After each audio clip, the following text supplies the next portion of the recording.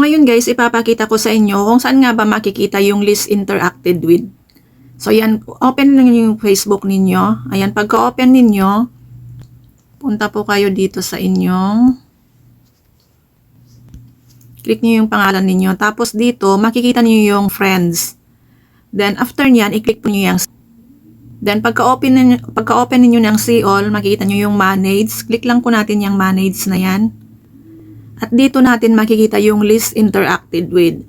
So ayan guys, pwede natin silang sila yung mga friends natin na hindi na masyado nating nakaka-interact. Hindi na tayo nagko-comment, hindi tayo nagla-like, hindi tayo nagme-message sa kanila. Ito ay feature ni Facebook. Si Facebook na ang gumawa nito, hindi. Kaya huwag kang kabahan. Kung nakita mo yung pangalan mo sa ibang mga nagpo-post, kung nandun yung pangalan mo, huwag kang kabahan kasi feature yan ni Facebook.